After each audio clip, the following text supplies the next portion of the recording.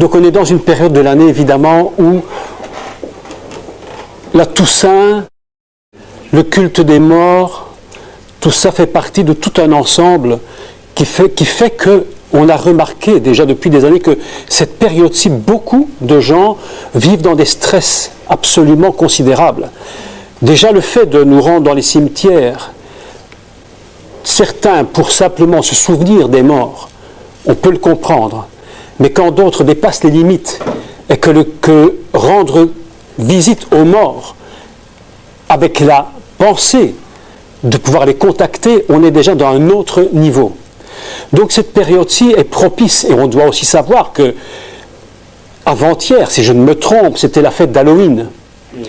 Et qu'Halloween n'est pas peu de choses, même si on a banalisé ce genre de fête, si on a banalisé cette sorcellerie, puisque c'est une fête de sorciers, évidemment, si on a banalisé ça au niveau même de nos enfants, on n'a même pas pris conscience des forces, des puissances qui agissent derrière. Et ce que je désire faire ce soir, dans cette conférence, et ne surtout pas tomber dans le piège. Évidemment, il y a un piège dans ce genre de sujet qui serait de vouloir expliquer qu'est-ce que la sorcellerie, qu'est-ce que la magie, qu'est-ce qu'on y fait, et qu'est-ce que le tarot, et comment ça se produit. Tout ça, ce sont des choses qui ne m'intéressent en aucun cas, parce que ce serait rentrer dans un monde tellement dangereux que je ne voudrais même pas y mettre les pieds, et surtout pas vous y mettre les vôtres.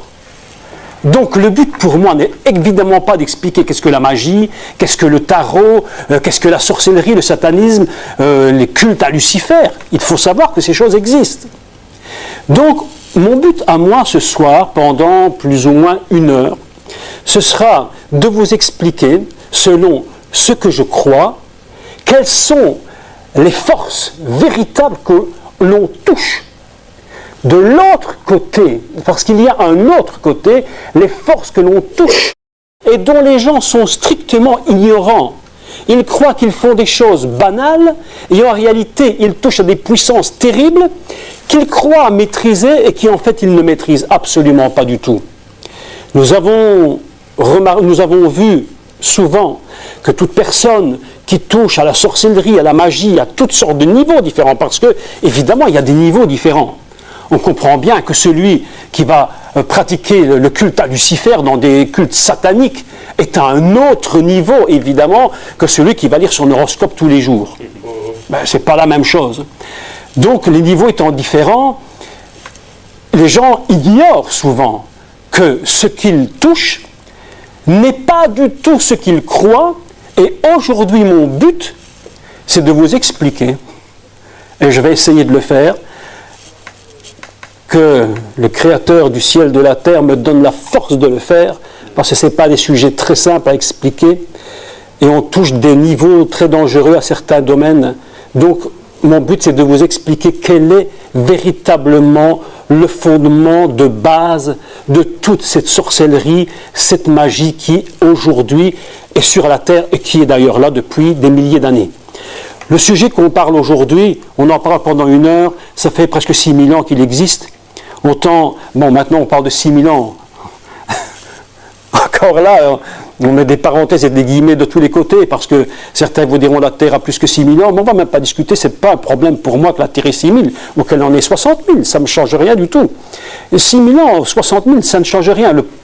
La réalité, c'est qu'il y a des forces avec lesquelles nous ne devons pas jouer, surtout en croyant qu'elles sont inoffensives. Avant de venir, évidemment, pour commencer, je dois dire à tous ceux qui vont nous voir sur Internet, par la télévision, d'abord je remercie la télévision d'être venue filmer cette conférence pour la 2e fois, et je salue tous les téléspectateurs qui nous voient aujourd'hui, et je leur dis merci de prendre du temps pour rester avec nous pendant au moins 1 bonne heure.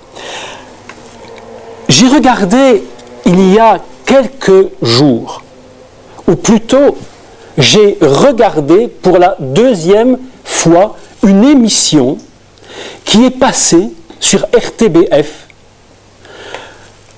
et qui traitait justement de ce thème des guérisseurs, de tous ces gens qui font de la sorcellerie pour guérir, qui, entre guillemets, le font pour le bien des autres. Et je vais dire ceci, je suis persuadé que ces gens sont honnêtes. Ça peut peut-être paraître bizarre pour des gens qui seraient tout à fait opposés à cela, mais je crois que les gens disent et font ces choses avec honnêteté. Et ils le font dans un but, de pouvoir aider les autres. Donc, ce que je veux faire aujourd'hui, c'est évidemment pas m'attaquer aux gens, mais m'attaquer à ce qui est bien au-delà des gens. La télévision nous disait dans son reportage qu'en Belgique, c'est une moyenne, on considère qu'il y a minimum, grand minimum, 2 guérisseurs. On ne parle pas des voyants, des diseurs de bonne aventure, des tarots, uniquement des guérisseurs. On considère qu'il y a minimum en Belgique 2 guérisseurs par village. Vous faites le total. Et vous imaginez un peu jusqu'à quel niveau notre pays est vraiment contrôlé, non plus par des hommes, non plus par des idées humaines seulement, mais par des idées spirituelles d'un autre domaine. Minimum 2 par village. Je regardais sur Internet, parce qu'aujourd'hui, on a un grand avantage d'avoir Internet, et j'ai regardé les statistiques, parce que ça vaut la peine de les regarder. Et j'ai vu qu'en France, et là il y a quelque chose de tout à fait étrange, j'ai pris la France parce que je pense à peu près la même chose que la Belgique, il y a plus ou moins, et je vais le dire en français puisqu'on parle de la France, 77%, 77% des Français et Françaises qui ne croient pas ce que disent les voyants et les diseurs de bonne aventure. Mais paradoxalement, on considère qu'il y a quand même minimum 5 millions de gens qui les consultent. Alors il y a quelque chose que je trouve tellement étrange. Tu n'y crois pas, mais tu consultes. Je suppose que si moi je ne crois pas dans quelque chose, je ne consulte pas, ou alors je consulte simplement par curiosité. 5 millions, je dis minimum, de gens qu'on connaît qui consultent les voyants, qui paraissent évidemment être tout à fait anodins, mais en réalité sont véritablement dramatiques. Je continue. Si vous allez sur Internet et que vous regardez, vous allez voir que les articles, les sites, écoutez, c'est terrible, les sites qui parlent de sorcellerie, de magie, et quand on parle de magie, on parle de magie noire, magie rouge, magie blanche, tout ce que vous voulez, toutes les magies possibles et inimaginables, il y a 289 000 sites sur Internet qui parlent de sorcellerie et de magie. Il y a un engouement absolument extraordinaire. Je continue. Les voyants, vous avez remarqué comme moi que les voyants à la télévision sont en train de remplir nos écrans. Vous regardez le jour, la journée, le matin, le midi, les voyants sur Internet, certains sont des charlatans, d'autres disent ne pas en être, d'autres sont sincères. Le problème, c'est qu'on est juste dans la sincérité totale et qu'on touche quand même à des choses qui sont terribles. Donc, il y a, en voyant sur Internet, tenez-vous bien, le nombre, je parle de sites, de voyance, 16 100 000. 16 100 000. Quand je vois mon site Internet, combien on le regarde, je me dis, quand je serai à 16 100 000, je serai quelqu'un de très connu. Mais aujourd'hui, 16 100 000 sites qui parlent de sorcellerie, qui parlent de voyance. Les gens ont besoin, c'est un besoin vital de connaître quelle est leur vie. Les gens ne savent plus ce qu'ils font sur cette terre. Les gens n'ont plus aucune conscience de ce qui est demain pour eux. Aujourd'hui, le monde est dans un tel désarroi. Le drame est si grand sur la terre aujourd'hui. On n'a même pas encore compris véritablement le drame qui se joue aujourd'hui sur cette terre. Les gens veulent savoir quelle est leur vie demain. Qu'est-ce qu'ils vont faire demain? Qu'est-ce qui va leur arriver? Ils ne savent pas demain. Peut-être ils vont perdre leur boulot. Ben oui. Peut-être demain, ils n'auront plus de travail. Peut-être demain, ils vont recevoir leur C4, leur lettre de licenciement. Ils sont dans une angoisse perpétuelle, donc il faut connaître l'avenir. Qu'est-ce qu'ils font? Ils consultent les voyants. Et j'entendais l'autre jour, parce que il faut être curieux, quand même un peu curieux. J'écoutais une voyante sur RTL, parce que je voulais écouter ce qu'elle racontait. Puis elle est très subtile, cette femme, mais très subtile, la voyante, très subtile. Elle posait des questions, puis elle redisait ce que la femme lui avait dit. Et la pauvre femme, évidemment, disait, oh là là, comment vous connaissez ça? Elle n'avait même pas compris qu'elle venait de lui dire. Elle a pris son argent, elle l'a mis dans sa poche. 16 100 000 résultats pour la voyance. Pourquoi je vous parle de ça en introduction avant de vous parler de l'essentiel?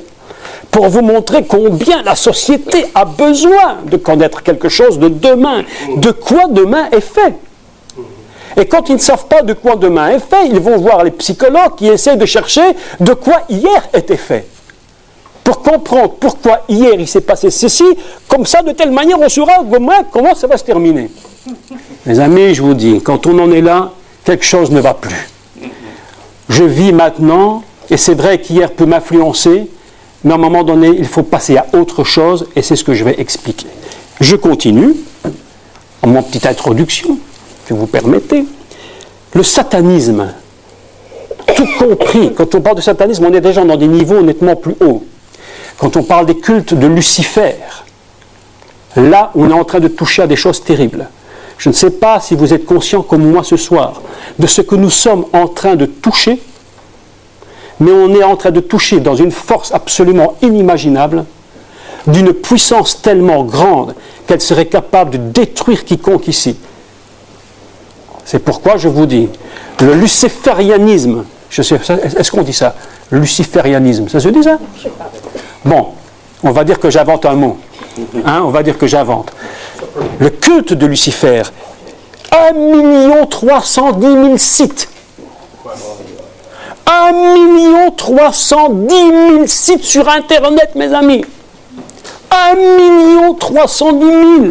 Je ne sais pas si vous êtes conscients de ce que ça représente. Quelque chose d'absolument inimaginable. Mais pourquoi ces choses existent-elles? Pourquoi ces gens prient-ils Lucifer? Je vais vous dire une vérité qu'il faut quand même bien comprendre. Certains ne croient pas en lui. Je dis dans le diable, la réalité, c'est qu'il existe. Il existe, point. La Torah nous dit clairement qu'il existe. Ce ne sont pas des élucubrations. Ce ne sont pas des illusions. On ne fait pas des cultes à des illusions, mes amis. On ne fait pas des cultes à des choses qui n'existent pas. On ne fait un culte qu'à quelque chose qui existe. Les gens prient Satan, Lucifer, dans des cultes inimaginables. Le culte de Baal a toujours existé. Les cultes avec sacrifice humain ont toujours existé. Ces choses sont des choses absolument inimaginables. On a l'impression qu'elles n'existent plus de notre époque, mais elles existent. 1 310 000 sites nous parlent de Lucifer et de Satan et des démons. Je vais expliquer maintenant ce qui se passe dès l'origine. Pour comprendre pourquoi ces choses existent, il faut évidemment retourner à la source. Retourner à la source, ça veut dire au commencement de toute l'histoire de l'humanité. Si on ne retourne pas au commencement de l'histoire de l'humanité, on ne peut même pas comprendre ce qui se passe. Pour comprendre cela, la première chose qu'il faut dire, c'est que lorsque Elohim, qu'on appelle en français Dieu, Elohim, le créateur de l'univers, celui qui est le créateur de toutes choses, parce que le monde existe, parce qu'il n'a pas existé par hasard. Je ne suis pas contre systématiquement l'évolution, parce qu'évidemment le monde a évolué et tout évolue. Néanmoins, parenthèse en petite parenthèse, que l'homme vient du singe, je n'y crois pas. Maintenant, vous pouvez y croire, si vous le voulez. Je ne me moque de personne, mais je dis, je n'y crois pas. Il y a une différence entre le singe, entre la vache, entre le ver de terre et vous. Si vous venez me dire que votre grand-père était un ver de terre, je me dirais, mon Dieu, je comprends les problèmes. Je peux imaginer. Mais la Bible nous dit clairement, la Torah nous dit clairement, que le Dieu créateur de l'univers a créé le monde, et il l'a créé non pas n'importe comment. Et ce que je dis maintenant est très important pour qu'on comprenne la suite des événements. Le monde est créé, je l'ai dit, je le répète pour ceux qui me connaissent, qui m'ont déjà entendu pendant des années, que le monde est créé sur le fonctionnement d'un réceptacle. J'avais déjà parlé le mois passé du réceptacle. Le monde est créé sur cette base. Lorsque Dieu va créer l'homme, il va le créer comme un réceptacle et il va recevoir en lui les forces, les énergies, tout ce qui fait qu'un homme est réellement un homme. Et là où le problème va se corser, c'est lorsqu'il est écrit dans la Torah très clairement, et je vais le traduire en français tel que de l'hébreu en français pour qu'on comprenne bien le sens, il est écrit qu'il a fait l'homme Betsalmo Kidmutnu, ça veut dire concrètement, il a créé l'homme dans son image. L'homme n'est pas seulement une reproduction extérieure au créateur de l'univers, il est créé dans l'image, dans son image, comme si il avait été chercher l'humain dans son profond à lui et qu'il l'avait créé à partir de là. Ce qui est très important de comprendre. Parce que lorsque l'on comprend que l'homme est créé à l'image même, dans l'image de Dieu, on comprend évidemment comment un être comme le diable, on va prendre le terme de la Torah, on comprend la métaphore, on va comprendre la métaphore que je vais employer pour employer la métaphore biblique. Le serpent, appelé en hébreu le Narash, dont on aura beaucoup à dire dessus. Ce Narash, ce serpent, ne supporte pas, évidemment, de voir un être qui est à l'image même du Créateur. Comment cet être à l'image du Créateur pourrait-il subsister devant cet être-là? Il va falloir faire quelque chose pour le déconnecter. Et j'explique. C'est très important. Puisque l'homme est conçu sous forme de réceptacle, qu'il possède en lui toutes les énergies qui font de lui un être humain, psychologiquement, psychiquement, chimiquement, j'entendais l'autre jour une émission absolument formidable d'ailleurs sur le chimique de l'être humain, où il nous disait que quand on tombe amoureux, c'est chimique. Ce n'est pas que psychologique, parce qu'il paraît qu'il y a des phéromones et tout ça, c'est chimique. Donc, si tu vois la femme que tu aimes, c'est chimique, il paraît. Enfin, c'est aussi chimique. Pourquoi? Mais simplement parce que l'homme est conçu comme un réceptacle qui contient en lui ces forces-là.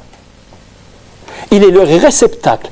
Et ces forces qui sont en lui, nous devons comprendre qu'elles ne peuvent exister et se manifester dans la puissance et dans la vérité absolue que lorsqu'elles sont connectées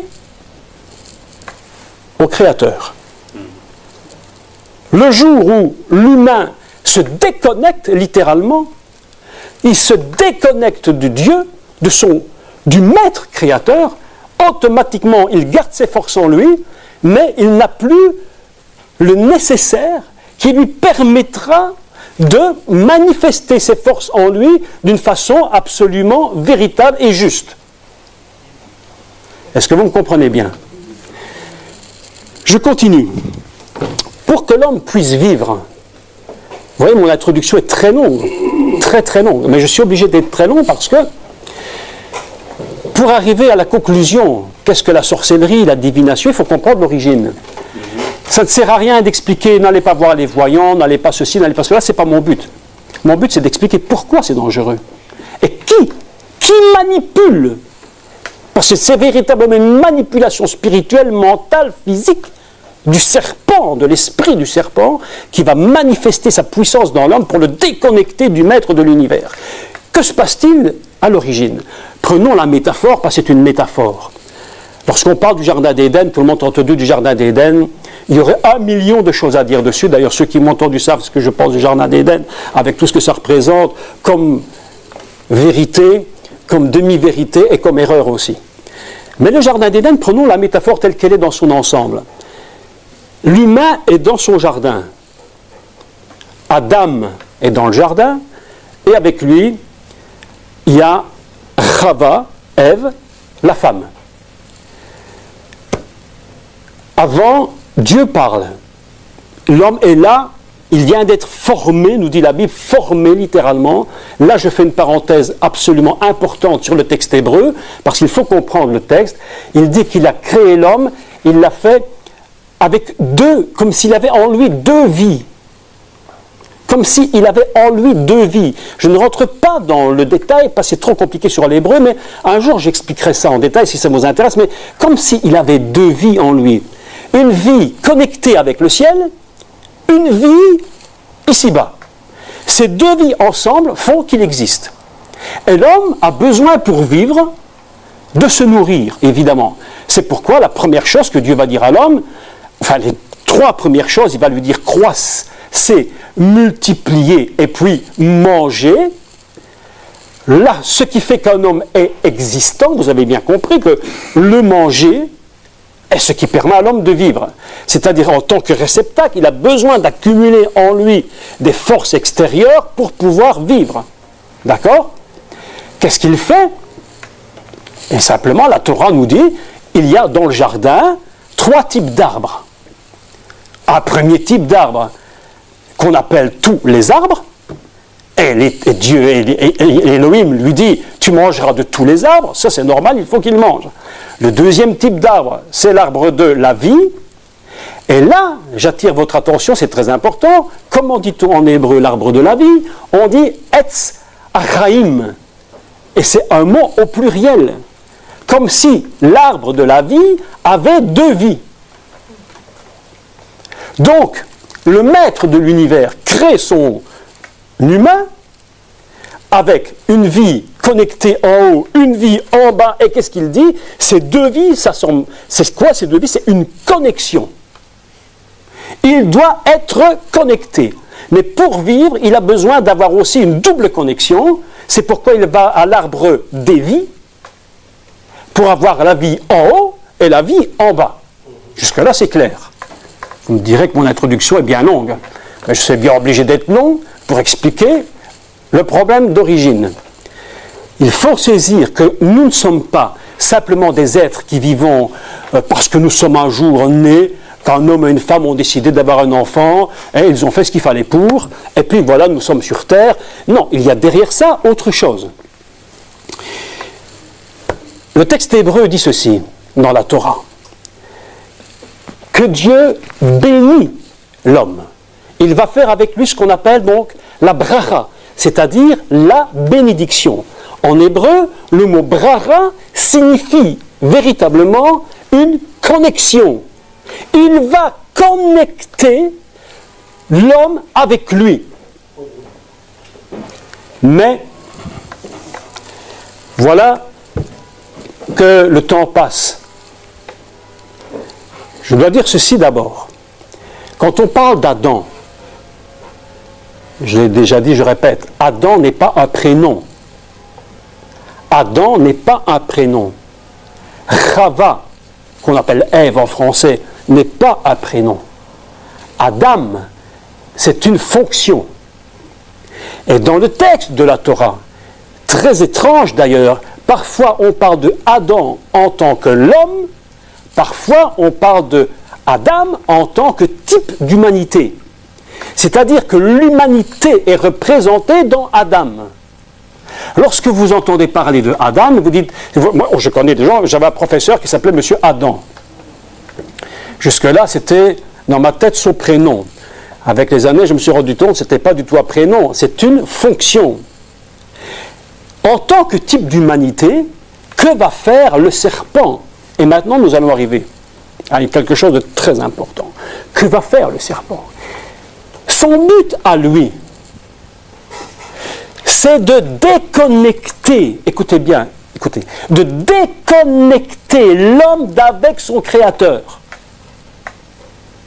Parce qu'il sait très bien que s'il déconnecte l'homme avec son créateur, qu'il arrive à casser la connexion, il va pouvoir gérer lui-même la nature humaine. La déconnexion, c'est ce que le Nachash vient de faire. L'esprit du serpent veut déconnecter. Et pour ce faire, il a une très grande intelligence. Ce que je vous dis ici, ça peut vous paraître un peu des fables de La Fontaine, mais je vous dis une vérité. Ne nous trompons pas, sur cette terre, il y a un monde invisible qui est d'une telle puissance.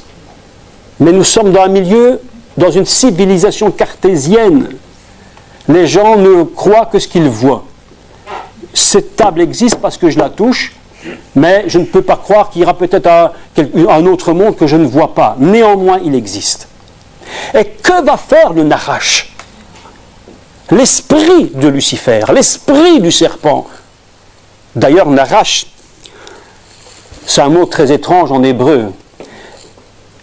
Il faut dire, pour ceux qui ne connaissent pas l'hébreu, et j'explique quelques très courtes notions, l'hébreu est fondé sur des racines. En général, il y a 3 consonnes pour former un mot, en général. Donc on appelle la racine trilitère hébraïque. Sur ces 3 consonnes, on va former des mots. Si je prends les 3 lettres de Nachash, et je vais construire des mots, et aujourd'hui, Nachash, on peut dire Niresh.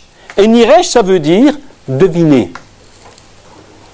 Le serpent, c'est celui qui devine. C'est pas il y a des gens qui disent, non, le serpent, non, le diable n'est pas si terrible que vous ne croyez. Il est plus terrible que vous ne croyez. Ça s'appelle Niresh, deviner. Nirouche, sorcellerie. Toute sorcellerie n'a racine véritablement que dans le serpent. Nirouche, sorcellerie. Lenaresh, toujours la même racine, veut dire cartésien, la pensée logique humaine. Là, ça pose problème. Parce qu'on va dire, mais c'est normal que je suis logique, moi je suis logique. Je n'ai pas dit que ce n'était pas bien d'être logique. Ne me faites pas dire ce que je ne dis pas, il faut être logique. Mais lorsque la logique, puissance, source, dans une autre source d'énergie divine que celle du créateur de l'univers, et qu'on va puiser l'énergie ailleurs que dans cette énergie divine, que l'esprit du divin, alors la pensée logique est toujours logique, mais mauvaise et mal influencée. C'est ça qui est terrible. Lorsque l'homme se déconnecte du divin, c'est ce que le serpent veut. Et il va faire tout pour déconnecter. Et maintenant, on va rentrer dans le mystère. Je vais essayer de vous ouvrir un coin du voile pour vous révéler le grand secret de tout ce qui est sorcellerie, divination, magie, etc. Pour comprendre ce que je dis, il fallait que j'explique ces fondements même de la nature humaine, du principe divin et du principe satanique. L'esprit du divin, l'esprit du Nachash, du serpent. Le Nachash se rend évidemment bien compte que Rava et Adam, son homme, ils vont manger à l'arbre de la vie, parce que pour vivre, ils ont besoin de ça. Et Dieu leur a dit clairement, tu peux manger de tous les arbres. De tous les arbres, tu peux manger. Je te permets tout sauf un, je ne te permets pas. Je ne te permets pas de manger l'arbre de la connaissance, bien et mal. Je ne rentre pas dans tous les détails, c'est un peu complexe. Je passe au niveau supérieur. J'essaye d'expliquer, avec beaucoup de prudence, l'esprit et la pensée du serpent. Écoutez bien maintenant. Le serpent, il va dire une chose, mais il va en cacher une. Et c'est là qu'il est terrible. Il va cacher une vérité. Si on n'a pas un dévoilement que le créateur de l'univers nous donne de comprendre, nous n'allons pas percer le secret du serpent. Et il va dire un mensonge ou une demi-vérité, mais il y a une chose qu'il ne va jamais dire. Mais aujourd'hui, moi, je vais la dire. Et je vais vous surprendre. Je vous dis, le Narash m'entend quand je parle. Il m'entend quand je parle. Mais je vous dis que je n'ai aucune crainte de lui. Mais il m'entend, il sait ce que je dis. Et je vais le dévoiler. Ève, Rava, la femme, disons la femme tout court, parce qu'elle ne s'appelle pas encore Rava à ce moment-là, il s'agit de la femme. Elle est là dans le jardin, vous imaginez le jardin d'Éden, enfin tout ce qu'on peut imaginer, enfin de fantasmes ou autre, enfin tout ce qu'on peut dire, vrai ou pas vrai, enfin bref. Elle est dans son jardin, et elle fait une rencontre, elle voit, mais c'est une métaphore, hein, on comprend, c'est une métaphore, hein, bon. Le serpent qui vient et qui parle avec elle, et il va lui dire quelque chose. Je ne rentre pas dans tous les détails, ce serait très long d'expliquer tout le processus du serpent, très complexe. Mais je vais simplement attirer votre attention sur quelques points très importants. Il va lui dire, Dieu, Elohim, Adonai Elohim, on l'appelait quelques versets avant, on disait Adonai Elohim, l'Éternel, le Dieu créateur, puisque Elohim c'est le Dieu créateur, on le nommait ainsi, Adonai Elohim, l'Éternel Dieu, qu'on dit traduit en français. Mais lorsque le serpent vient, il est très subtil. Il dit seulement Elohim, il supprime Adonai. Ils disent non, l'Éternel, ça, on va supprimer. Il va arriver, d'ailleurs, un serpent, il a une langue comme ça. Hein. Il a double langue, hein, la langue qui se divise, hein, un serpent là. Il va dire les choses doubles. Il va éluder la moitié du nom divin. Il va dire, mais est-ce que Elohim n'a pas dit? Et il ne va pas lui dire, l'Éternel Dieu, il va supprimer Éternel, il va supprimer Adonai, il ne faut pas le dire, ça on ne le dit pas, il ne faut surtout pas tout dire. Il ne faut surtout pas tout dire. Lorsque on vous pousse dans le péché, lorsqu'on vous pousse dans le mal, il ne faut surtout pas tout dire. Pour que vous ne soyez pas trop inquiets, au cas, ça vous paraîtrait trop énorme. Il va couper le nom en deux. Coupe en deux. Et il va lui dire, écoute, femme, est-ce que tu es certaine que Dieu vous a vraiment dit, écoutez la subtilité, pas ça, c'est très subtil. Hein. La subtilité n'est même pas là où vous imaginez que je vais la dire. Vous imaginez ce que je vais dire, parce que certains connaissent l'histoire. Mais ce que je vais dire, je ne l'ai même pas encore compris. Ça dépasse un autre niveau encore. Est-ce que l'Éternel Dieu n'aurait pas dit par hasard que vous pouviez manger de tout, ne pas manger tout? Eh bien, elle ne sait plus trop. Elle dit, oui, il m'a dit qu'on ne pouvait pas, mais en fait, elle réfléchit. On a déjà regardé l'arbre, en fait, il n'est pas si laid. Nous, il est même très beau, etc., etc., etc. Et le serpent lui dit, mais écoute bien, je vais te dire une chose. Femme, écoute-moi. Tu sais pourquoi Dieu t'a dit de ne pas en manger? Tu sais pourquoi? C'est parce qu'il ne veut pas que tu sois comme lui. Si c'était déjà une vérité, déjà c'est grave de dire ça. La réalité n'est pas là. Derrière ça, il y a une autre réalité plus grande encore. Il dit, si vous en mangez de cet arbre, vous deviendrez comme Dieu. Mais je vous dis une vérité que vous n'avez peut-être même pas pensé encore. Le serpent, passez-moi l'expression, il n'en a rien à fiche que Ève et Adam soient comme Dieu. Il leur met devant eux un cadeau, mais il sait très bien que ce cadeau n'est pas vrai et que c'est un mensonge. Mais il va les appâter. Qu'est-ce qu'il veut, le serpent, derrière? Qu'est-ce qu'il a derrière sa tête? Ce n'est sûrement pas que l'homme et la femme soient comme Dieu. Il s'en fiche complètement. Il leur fait croire que s'ils en mangent, ils seront comme Dieu. Mais quand bien même ils le seraient, le serpent s'en fiche. Ce qu'il veut derrière cela, ce n'est pas qu'il soit comme Dieu. La réalité du serpent, c'est qu'il veut que lui, devienne Dieu. Ça, c'est la vérité. Mais il ne va pas leur dire ouvertement. Je vous dis ça parce que je veux qu'on m'adore. Je veux qu'on m'adore. Quel est le but du serpent?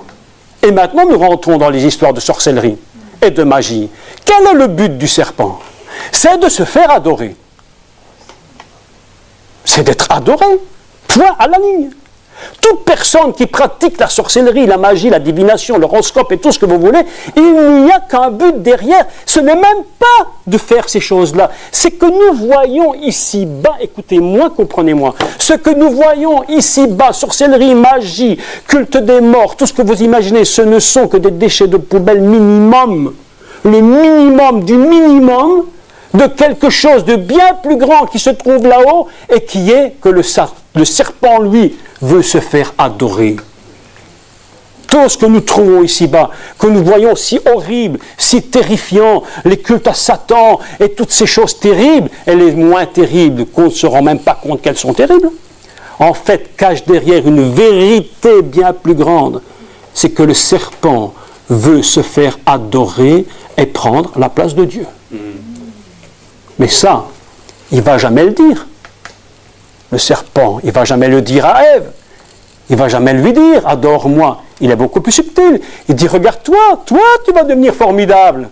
Elle ne s'est même pas rendue compte qu'en cédant à ce serpent, que c'est lui qui devenait maintenant le maître de sa vie. C'est ça l'histoire d'Éden. Ce sont des métaphores qu'on explique.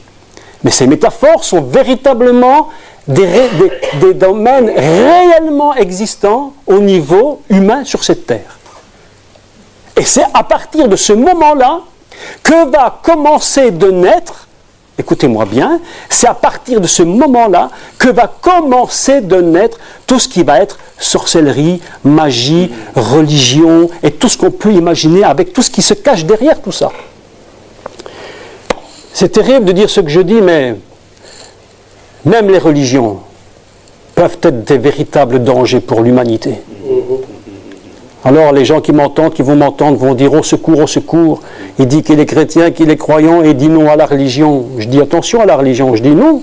Je dis, je crois en Dieu, mais la religion, sans Dieu, ça devient une véritable catastrophe. Que ce soit chrétien, islam, bouddhisme ou tout ce que vous voulez, lorsque ces choses ne sont que des noms, ça devient des catastrophes. Et lorsque l'homme, à un moment donné, se déconnecte, véritablement se déconnecte du maître de l'univers, parce qu'il a écouté la voix du serpent, la déconnexion fait que l'homme perd absolument toute pensée objective par rapport à la réalité. L'homme perd son identité, il ne sait plus qui il est. Au moment de la déconnexion, écoutez le mot, c'est-à-dire au moment de la déconnexion, c'est-à-dire au moment où la bénédiction s'arrête. Puisque bénédiction, ça veut dire en hébreu, si je le traduis, connexion. Au moment de la déconnexion, donc de la débénédiction, l'homme perd son identité. Il ne sait plus qui il est. Il croit savoir qui il est, mais en réalité, il ne le sait plus. Va rentrer dans le monde quelque chose de terrible. Un sentiment va rentrer dans le monde qui n'existait pas avant. Quel est ce sentiment? La peur. Il est dit, l'homme commence d'avoir peur. Alors, l'Éternel se rend compte que l'homme, il est dans la panique, il ne sait plus où il est, il se cache, il va dans les arbres, il se cache, je ne rentre pas dans tous les détails, toute une histoire. Et l'Éternel vient, elle lui pose une question. Et qu'est-ce qu'il lui dit? L'Éternel dit à l'homme, où es-tu? Je traduis maintenant d'hébreu en français, ce qui est un peu plus juste. Il dit, où en es-tu? Où en es-tu, Adam? Où en es-tu maintenant? Tu as déconnecté. Tu ne veux plus de connexion avec moi. Mais où en es-tu? Qu'est-ce que tu fais maintenant? Etc., etc. L'Éternel va voir la femme, il parle à la femme et il dit à la femme, je parle de la femme dans l'image de l'humanité. On est d'accord. On est dans le principe de l'humanité. Qu'est-ce qu'il dit à la femme? Mais qu'est-ce que tu as fait? La femme répond, c'est le serpent. C'est le serpent qui m'a séduite. Mais en hébreu, le mot est beaucoup plus fort. Il dit, c'est le serpent qui m'a épousée. Le serpent m'a épousée. Il a voulu s'unir avec moi pour produire une génération de personnes complètement remplies de l'esprit du diable. Notre société aujourd'hui ne vit que sur cette base.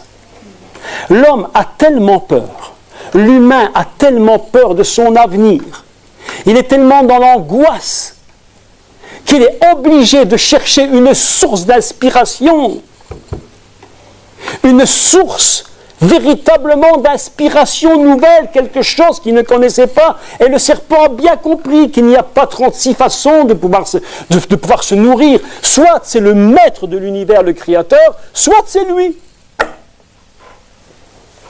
Et que fait l'humanité?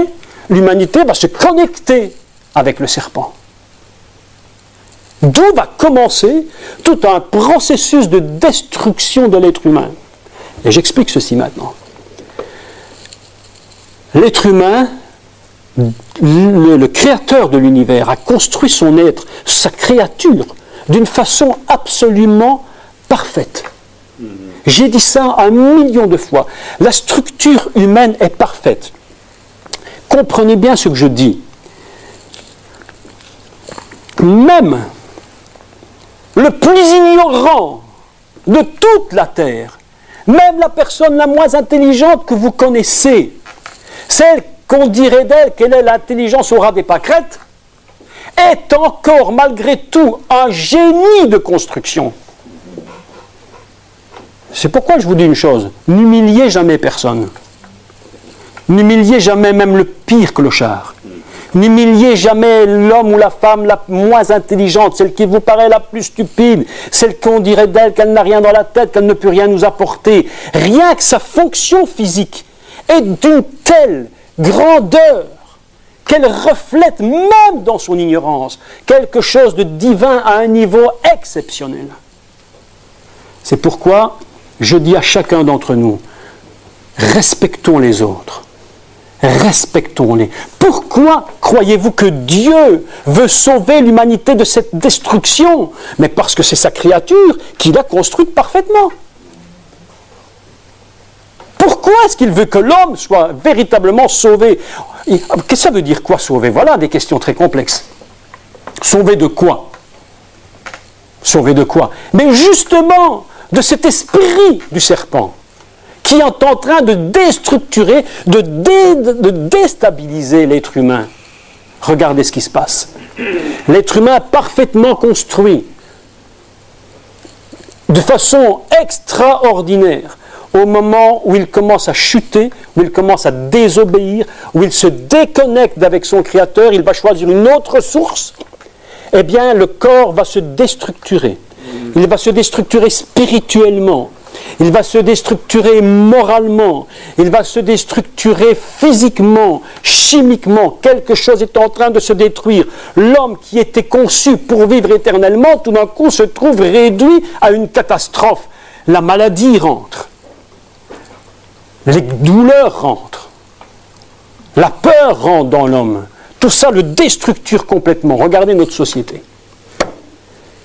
L'image la plus grande, je ne sais pas si vous serez d'accord avec moi, mais je dis toujours qu'on n'est pas obligé d'être d'accord. On n'est pas obligé d'être d'accord. Vous pouvez être d'accord ou pas d'accord. Moi, je suis d'accord avec moi, donc ça va. Moi, je m'entends bien avec moi-même, je m'entends. Donc, si vous voulez une bonne image, la plus grande image d'un corps humain qui se déstructure, regardez les hôpitaux. Regardez les hôpitaux. Les gens disent, mais si Dieu existait, pourquoi de telles choses?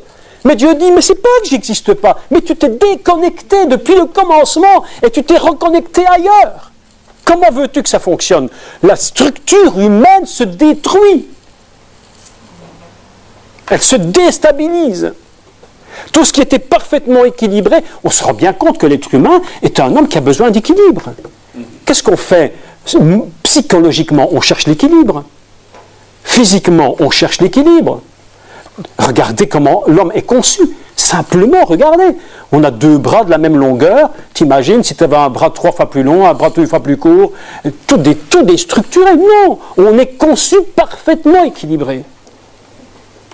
Et lorsqu'on se déstructure, lorsqu'on se trompe de source et qu'on se déstructure, littéralement, l'homme rentre dans le monde et il subit une véritable catastrophe psychologique, spirituelle, physique, mentale et tout ce que vous pouvez imaginer. Notre société aujourd'hui, pourquoi est-ce qu'elle se rattache? Pourquoi est-ce qu'elle se rattache à des choses spirituelles qui ne sont pas celles du Maître Créateur? Pourquoi? Parce que pour vivre, il a besoin de ça. L'homme a besoin d'une force pour vivre. Il a besoin de se nourrir. Si demain le magasin ferme, si le magasin Deleuze ferme, ben, tu vas chercher un autre magasin. Parce que tu as besoin de vivre. Tu ne peux pas dire, bon, il est fermé, je n'irai plus jamais manger. Vrai ou pas vrai? Ah, la boutique a fermé, tant pis, c'est pas grave. Restons comme nous sommes. Mais je te dis, dans 3 mois, dans 15 jours, tu es mort. Hein? Donc, tu vas chercher une autre source. Pourquoi est-ce que l'homme va chercher dans les divinations? Pourquoi va-t-il chercher dans ce qui est occulte? C'est-à-dire ce qui est caché, ce qui est dans les ténèbres. Mais parce qu'il a perdu la lumière. Tout simplement. L'homme perd sa lumière. Qu'est-ce que tu fais quand tu perds la lumière chez toi? Ben, tu cherches une lampe de poche, c'est-à-dire une compensation, pour pouvoir trouver un endroit pour pouvoir marcher sans te casser la figure dans l'escalier. C'est simple à comprendre. Et l'homme a besoin de se sourcer, est-ce que c'est un bon mot, je ne sais pas, j'invente des mots à longueur de soirée là, de se ressourcer à une autre source, à se connecter. Et qu'est-ce qu'il fait? Il va rentrer littéralement dans l'esprit du serpent. Le but du serpent, c'est quoi? Est-ce que vous croyez que le but du serpent, écoutez-moi bien, ne nous trompons pas de niveau, est-ce que vous croyez que le but du serpent, du diable, on va le dire du diable, on va dire du diable, on va bien le comprendre comme ça, on va peu changer son nom parce que de toute façon, il mérite bien qu'on le change. Le but du diable, de Satan, de Lucifer, de tout ce que tu veux, c'est quoi? Est-ce que tu crois que c'est les gens le contactent? C'est pas encore assez élevé ça. Ce qu'il veut, c'est que les gens l'adorent.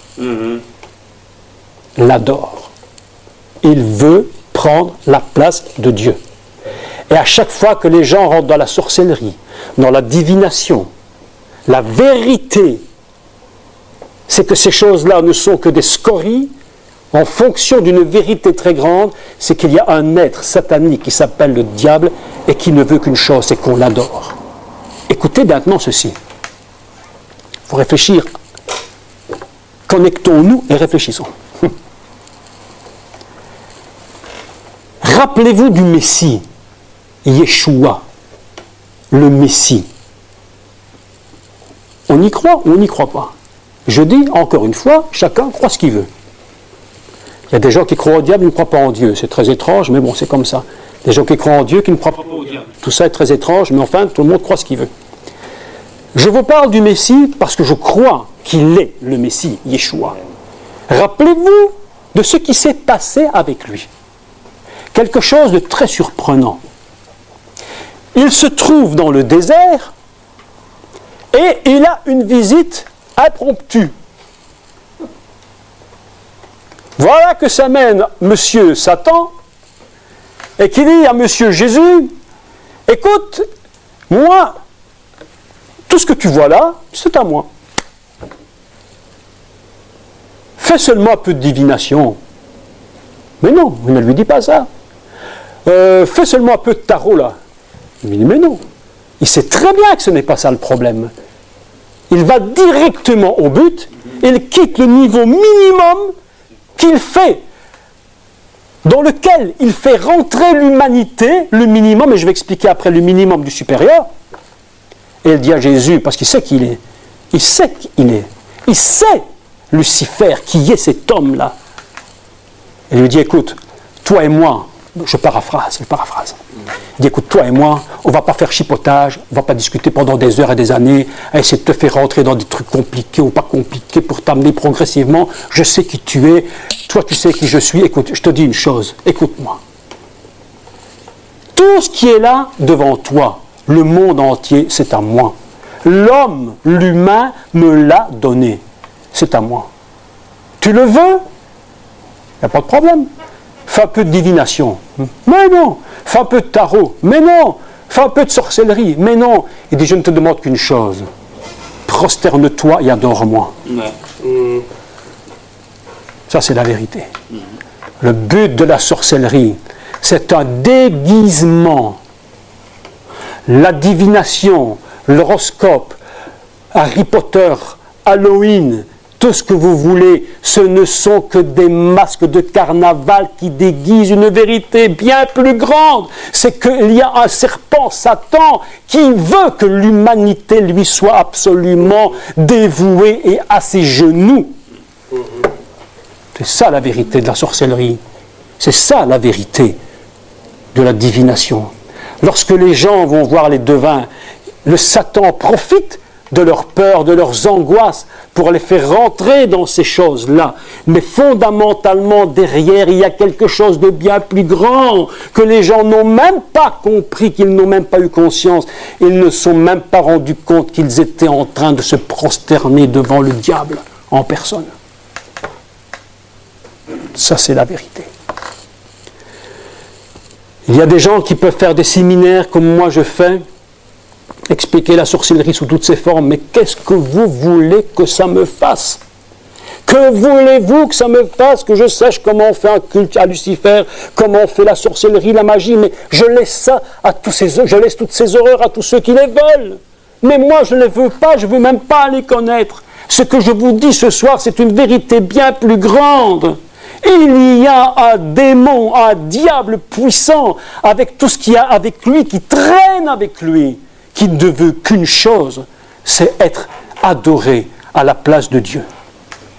Et il sait très bien que s'il arrive à déconnecter l'homme, la femme, l'humanité, déconnecter littéralement, il sait très bien que demain, l'humanité sera à ses pieds. Aujourd'hui, les gens crient, si Dieu existait, ces choses-là n'arriveraient pas. Moi, je te dis autre chose. Je vais dire autre chose. Si le diable n'existait pas, ces choses-là n'existeraient pas. On n'est pas dans le même monde. On n'est pas sur le même terrain. Il y a des gens qui disent, moi je suis chrétien non pratiquant. Non, non. Non, tu n'es pas chrétien non pratiquant. Tu es chrétien non connecté.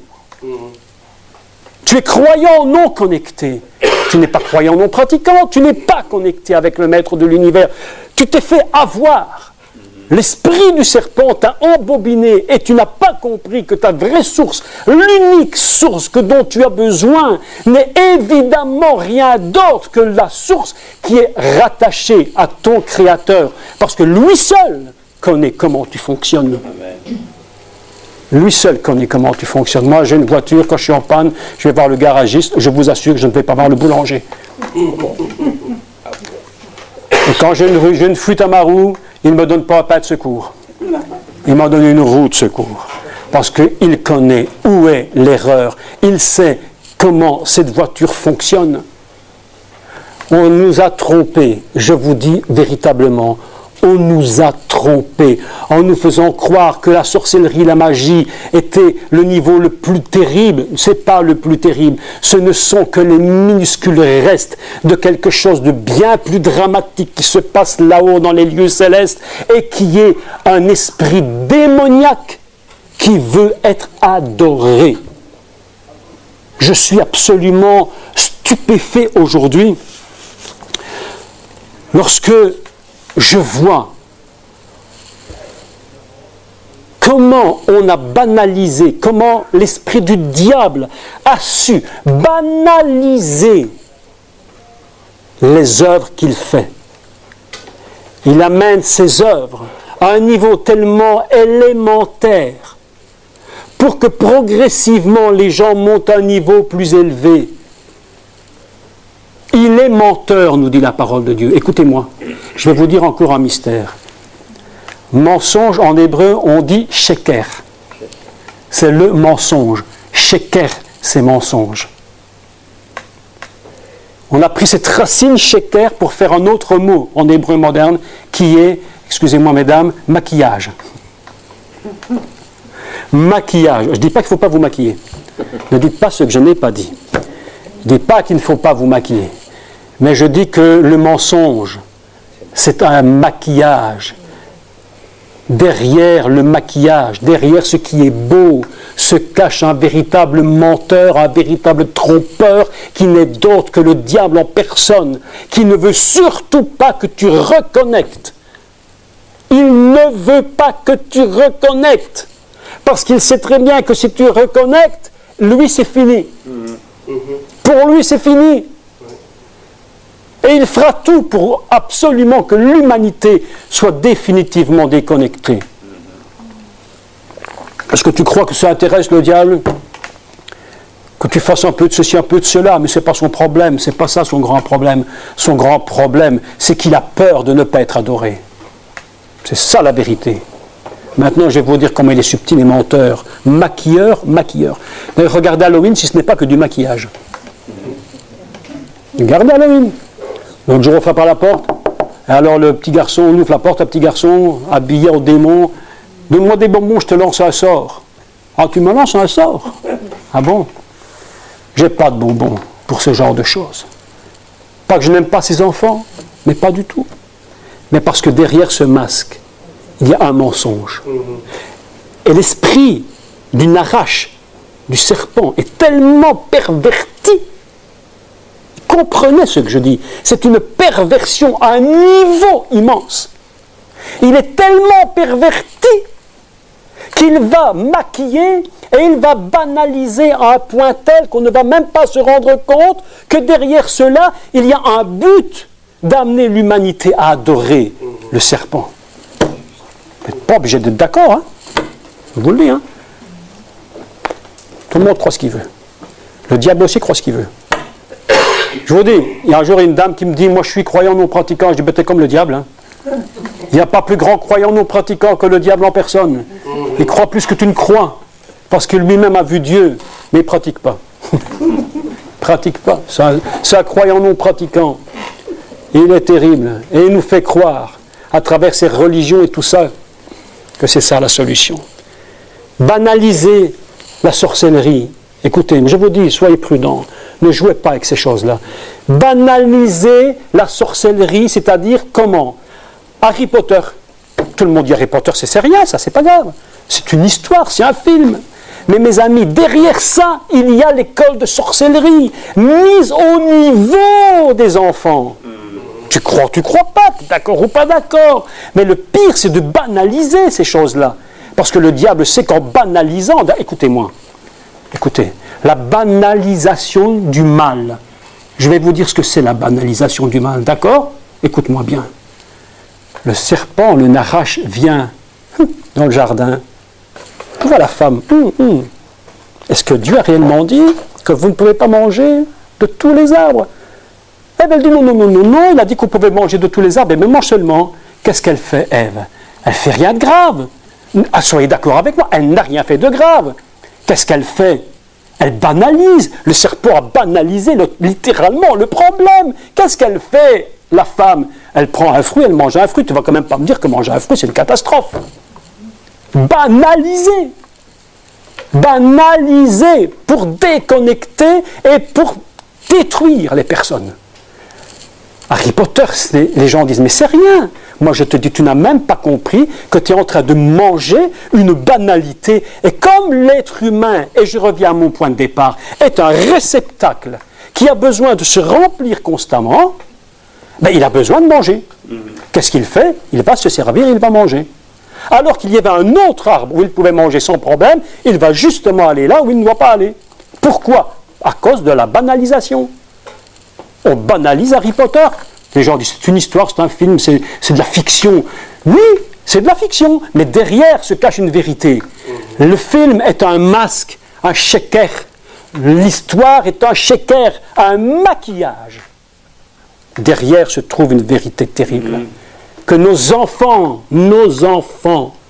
depuis le bas âge, sont entraînés dans la sorcellerie. Halloween, on était tranquille avec Noël, hein, avec mon petit papa Noël, hein, qui nous envoie des petits bonbons du ciel, hein, on était tranquille avec lui, même si ce ne sont que des histoires complètement bidons, mais enfin quand même papa Noël, il était gentil. Mais un jour, je ne sais pas pourquoi, nos amis américains sont venus nous ramener une horreur que nous avions transportée là-bas, on s'en était débarrassé, mais ils nous ont ramené ça, Halloween, qui n'a l'air de rien. Mais je vous assure que derrière ça, c'est véritablement un masque, un shaker, un mensonge qui camoufle une vérité terrible, que Halloween n'est rien du tout qu'une plaisanterie de bas niveau, une scorie ignoble et stupide, une cochonnerie à mettre dans les poubelles. Mais derrière ça se cache une vérité terrible, c'est qu'il y a un être qui s'appelle le Nahash et qui, lui, progressivement attire les esprits et les âmes de nos enfants là-haut. Écoutez maintenant ce que je vais vous dire. Une histoire terrible. Laissez-moi encore vous parler un peu.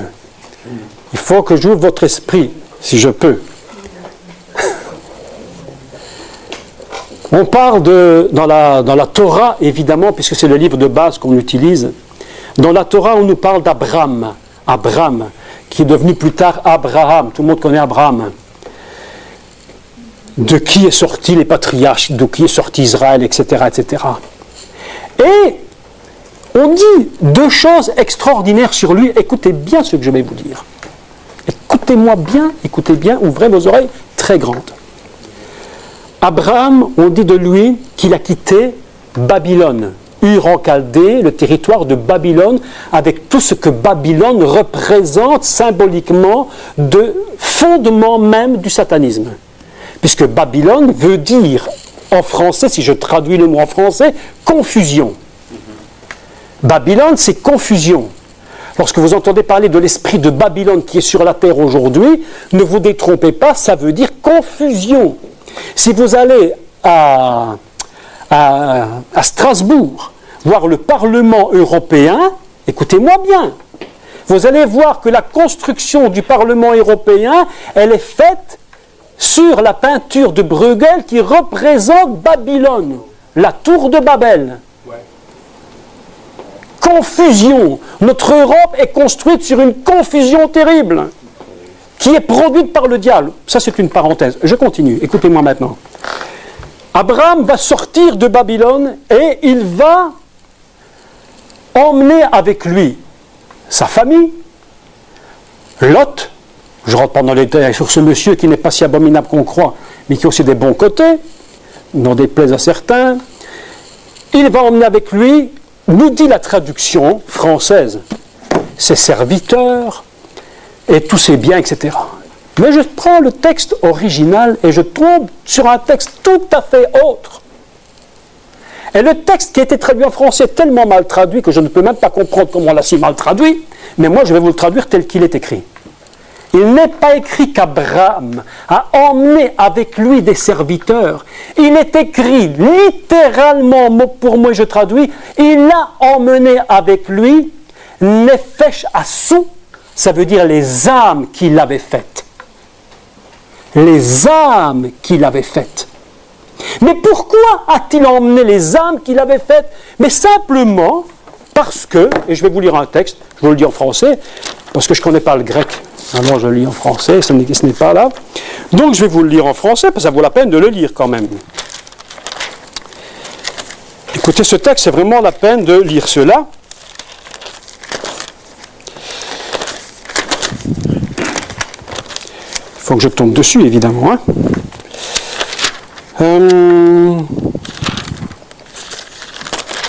Alors... c'est ce qu'on appelle l'Apocalypse en français, Révélation en anglais.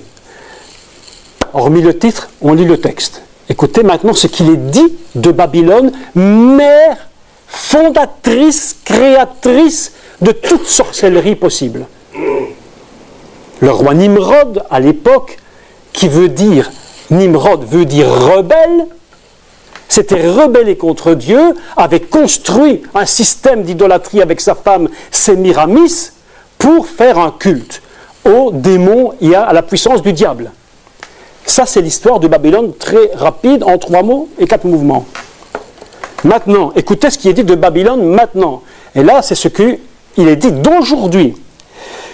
Babylone faisait le commerce, écoutez bien les mots, hein, mais là, ça va vous sidérer, faisait le commerce des corps et des âmes d'hommes. Des corps et des âmes. Qu'est-ce que c'est les âmes? Néphesh. Qu'est-ce qu'il a fait Abraham quand il est parti de Ur? Il a emmené avec lui, Néphesh Assou, les âmes qu'il avait faites. Autrement dit, il fallait qu'il se sépare. Il fallait véritablement qu'il se sépare de cet esprit babylonien de sorcellerie, de magie, de tout ce qui tourne autour de ces choses. Comprenez-moi, nous ne sommes pas ici en train de parler pour parler. Vous comprenez bien que... Bon, je ne vais pas vous dire mon âge quand même, ça ne se fait pas. Hein. J'essaie de garder un peu... un secret. On gardera un secret. Mais enfin, mon âge, légèrement, peut avancer. Mais il ne faut pas tout dire, hein. On ne dit pas tout. Je vais quand même vous dire, à mon âge, on ne passe plus ses soirées à passer son temps à raconter des choses pour raconter des choses. J'ai autre chose à faire que de raconter ça. Je pourrais passer une soirée, aller au cinéma, regarder la TV, faire un bon resto, n'importe quoi. J'ai autre chose à faire. Si je passe mon temps à parler de ces choses, c'est parce qu'il y a un but sur cette terre. Et je crois que c'est le but de ma vie. C'est de prévenir les gens. Faites attention. Il y a un ennemi dont vous n'avez même pas imaginé la puissance, qui est en train de vous banaliser ses œuvres, qui est en train de banaliser son but suprême par des œuvres qui paraissent inoffensives. Halloween, c'est pour nos petits-enfants, c'est pas grave. C'est pas grave. Harry Potter, c'est pas grave. Laissons passer. Mais lorsqu'ils grandiront, vous savez ce qui va se produire. Et on l'a vu à la télévision. On l'a vu à la télévision aux États-Unis, en Angleterre. Des enfants de nul âge dans les jardins en train d'invoquer les démons après avoir vu le film. C'est ici aussi. Oui, pourquoi? Vous croyez qu'ils invoquent? Vous croyez que c'est ça le but du diable? C'est de les amener bien plus loin que ça. Bien plus loin que ça. Si ce n'était que ça, ce serait de la plaisanterie. Et tout le monde dirait c'était rien et c'était pas très grave. Et en effet, ce ne serait pas très grave si ce n'était que ça. Mais le pire, c'est que derrière, il est en train de les aspirer littéralement, de les connecter littéralement avec lui pour envoyer en eux tout ce qu'il peut de malsain pour détruire nos enfants. Comment croyez-vous que dans notre société aujourd'hui, on est en train de partir avec 5 millions de gens qui contactent les voyants? Un nombre, combien j'avais dit tantôt, je ne me rappelle même plus du chiffre incroyable. 16 millions 100 000 résultats pour la voyance. Pourquoi? Parce que les gens sont en train de se connecter avec une puissance démoniaque qu'ils n'ont même pas compris. Même pas compris ce qui leur arrive. Vous étonnez aujourd'hui que la société va mal. Et les gens accusent Dieu. Mais je dis, mais accusez le diable. Mais accusez le diable. Les élèves ne travaillent pas bien à l'école. Ah, c'est le professeur. Mais non, accuse ton enfant. S'il n'étudie pas, ce n'est pas le professeur. Il faut voir où est le vrai coupable. Qui est le vrai coupable? Dieu n'est pas le vrai coupable. Dieu voulait garder connexion. La divination. Nous sommes maintenant dans une journée terrible, puisque aujourd'hui, je crois que c'est aujourd'hui le jour des morts, ou c'était hier, enfin je crois que c'est aujourd'hui. On prie l'esprit des morts. On touche des niveaux spirituels que les gens n'ont même pas compris ce qu'ils font. Ils croient simplement qu'il faut une prière aux morts. C'est pourquoi la Torah dit clairement, n'invoquez pas les morts. Vous rentrez dans un monde qui est tellement dangereux et incroyable.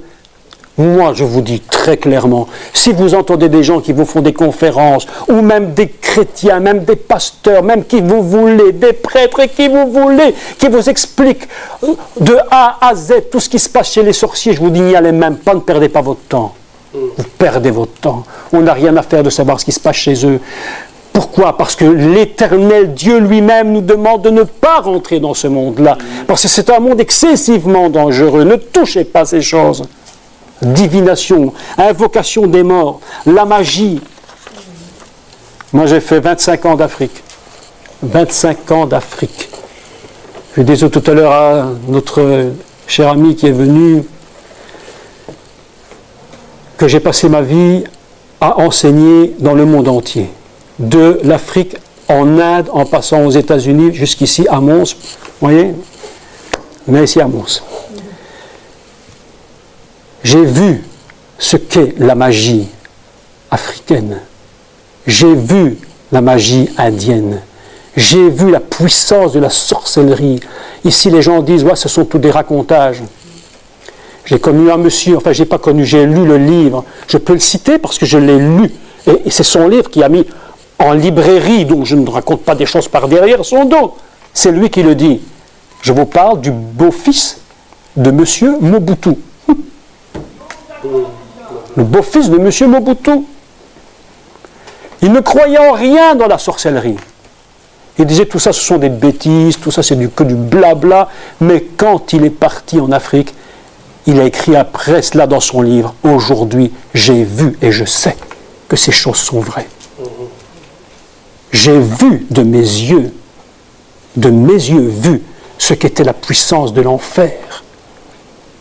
J'ai vu de mes yeux la puissance qui est capable d'attirer des gens vers littéralement en enfer. La magie, la sorcellerie, il va monter au dernier niveau le plus élevé, Lucifer et le culte de Lucifer. Ici dans la région, vous vous dites peut-être qu'il n'y a pas grand-chose. Je vous dis, il y a des drames qui se jouent dans cette région. Il y a des cultes à Lucifer. Pas plus loin qu'à Colfontaine, au bois de Colfontaine. Là, il y a des cultes à Lucifer. Vous croyez que ces gens passent leur vie et qu'ils s'amusent à se rassembler pour prier pour quelque chose qui n'existe pas? Ou alors ce sont tous des imbéciles. Tous des fous. Ils passent des soirées, ils font des cultes, des cérémonies pour quelque chose qui n'existe pas. Détrompez-vous beaucoup. Le serpent existe. Son but, c'est d'être adoré. Et lorsqu'il va voir le Messie, il lui dit, si tu m'adores, il lui dit pas fais ceci, fais cela. Il passe au niveau supérieur. Le but de Lucifer, sans le vouloir, il se dénonce lui-même, c'est de se faire adorer. Aujourd'hui, la seule solution possible pour régler ce problème dans une vie, la seule et unique solution, c'est de briser littéralement la connexion avec le diable, avec cet esprit malsain, et de reconnecter avec le Maître Créateur. Amen. Nous sommes dans des connexions différentes. Il faut, si je n'ai plus de courant, quand je mets ma prise électrique là, si ma lumière ne s'allume pas, je tire la prise, je la mets là. Et là, il y a du courant qui va m'éclairer. Ce n'est pas compliqué à comprendre. Il faut détruire les œuvres de cet esprit malfaisant et il faut protéger nos vies et il faut protéger nos familles et il faut protéger nos enfants. Je vous dis la vérité. Parce que si nous ne les protégeons pas maintenant, c'est demain que nous allons payer le prix encore pire que ce que nous avons aujourd'hui. Pourquoi vous croyez que Yeshua, que le Messie, il est venu? Pour passer son temps, pour faire un petit tour sur la terre. La Bible nous dit, il est venu, et je ne rentrerai pas dans tous les détails, c'est impossible, pour détruire les œuvres de cet esprit malfaisant. Pour détruire les œuvres de cet esprit malfaisant. C'est pourquoi il est venu. Quel est le but du Messie? On croit en lui ou on n'y croit pas. Néanmoins, c'est un fait. Il est venu pour quoi? Quel est son but fondamental? Je vais vous dire. reconnecter l'homme avec Dieu. Reconnecter l'homme avec son Créateur. C'est le seul et unique but. Quand vous allez dans les églises, vous rentrez dans les églises, vous voyez des curés, des pasteurs, des crucifix, des bougies, vos saints, des idoles. L'idolâtrie, c'est quelque chose qu'on n'a même pas conçu. Je n'ai même pas parlé d'idolâtrie. La Bible dit clairement, Dieu dit clairement de sa bouche, tu ne te feras pas d'image taillée, tu n'auras pas d'autre Dieu devant ma face. Et si je traduis le texte hébreu, devant, on peut traduire le mot par rivalité. Tu ne te feras pas des images en rivalité contre moi. Parce que si tu veux rivaliser contre le maître de l'univers, lui, il ne rivalise pas.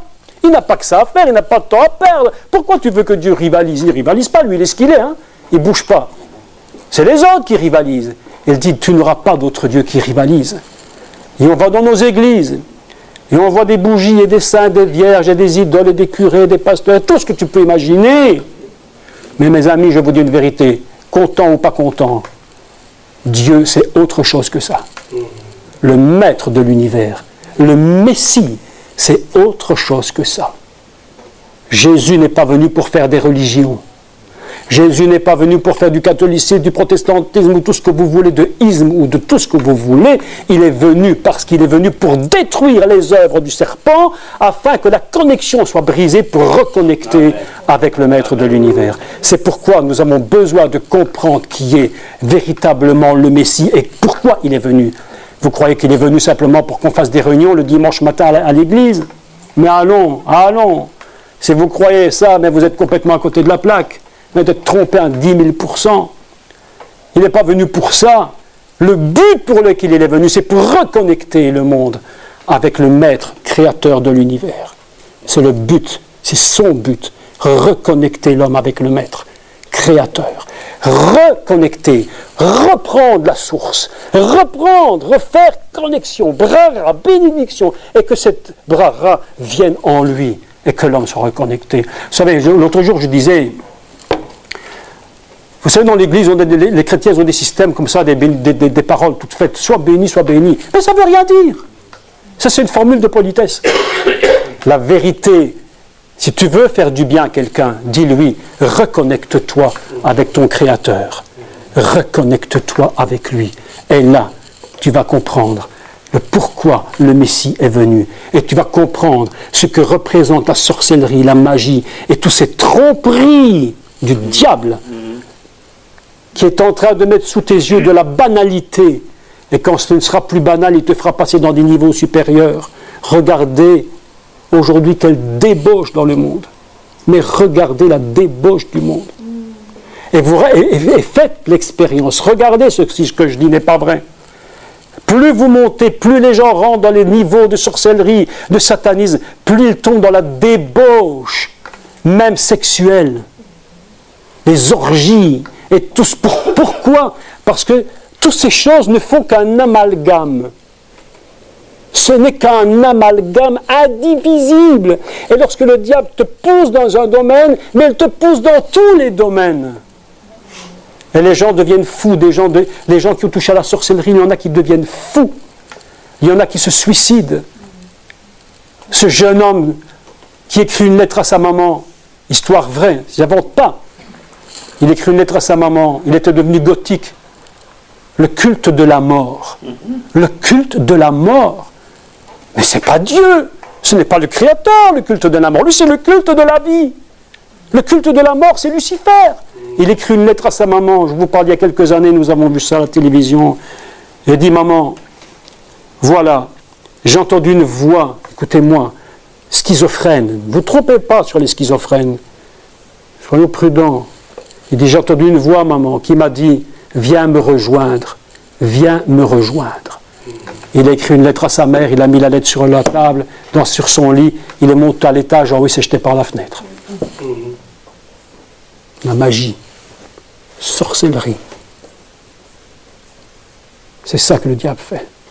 Ce soir, je voulais vous parler de tout mon cœur. J'espère que j'ai pu convaincre ou pas convaincre, je ne sais pas. Il y en a qui sont convaincus d'office, évidemment, d'autres qui ne sont pas convaincus d'office, qu'importe. Mon but est de dire la vérité. Notre vrai ennemi, écoutez-moi, c'est pas Halloween. Notre vrai ennemi, c'est pas Harry Potter. Notre vrai ennemi, c'est le diable en personne qui veut que vous le serviez corps, âme, esprit. Merci à tous pour cette soirée et merci d'être venus. Voilà, je repasse la parole.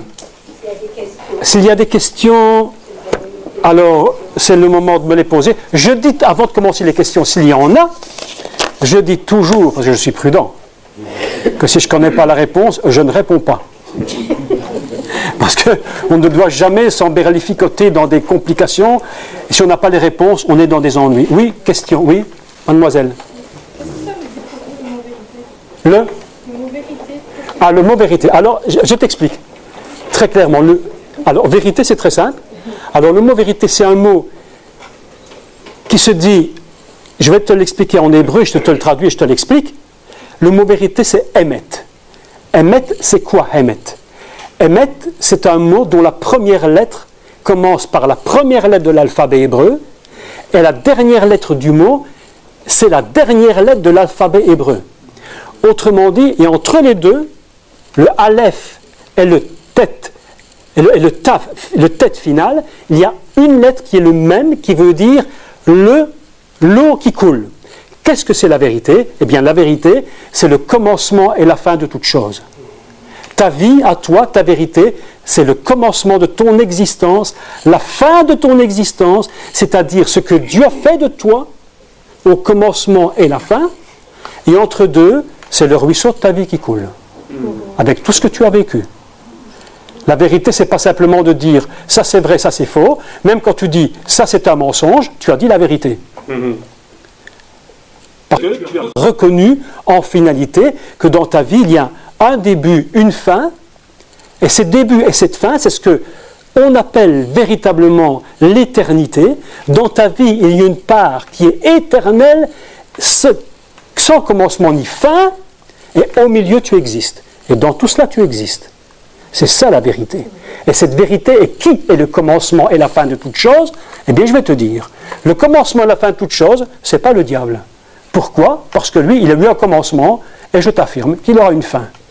Alors que Dieu, lui, n'a ni commencement ni fin, c'est pourquoi il est la vérité.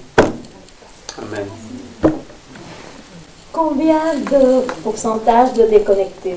Oh! Combien de pourcentage de déconnectés? Oh! Très bonne question. Oh! Grand pourcentage de déconnectés. Écoutez-moi, je vais être très sincère avec vous. Écoutez bien ce que je vais dire.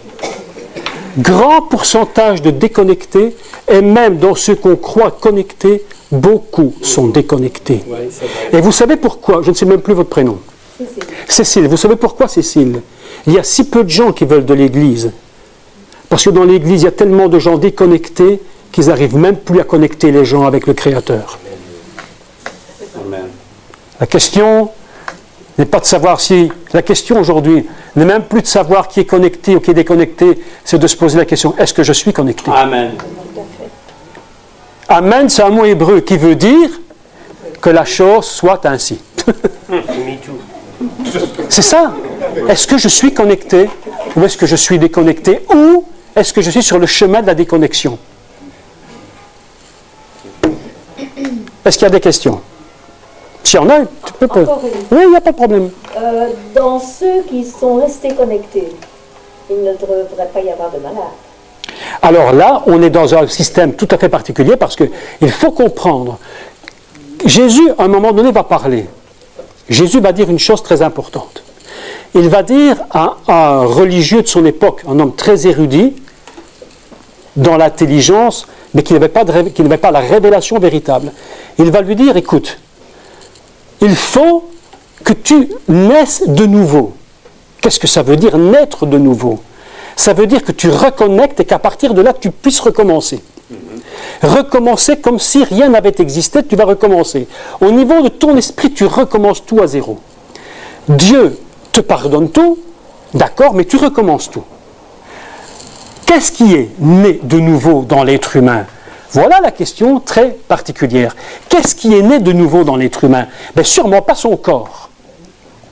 Parce que si son corps était né de nouveau, ben, nous serions dans ce qu'on appelle bibliquement ressuscités. Et si nous étions ressuscités, nous n'aurions plus aucun problème de maladie. Donc, qu'est-ce que fait le Messie? Écoutez bien maintenant l'œuvre du Messie. Alors là, je dis des choses très très élevées, c'est assez complexe parce que il est tellement, le Messie est à un niveau tellement élevé que nous avons peine à comprendre. Mais lorsque le Messie vient, qu'est-ce qu'il fait? Il va, pardonner les péchés, donc repentir, repentez-vous, dit Jésus, repentez-vous de ce que vous avez fait, repentez-vous de cette déconnexion, reconnectez-vous.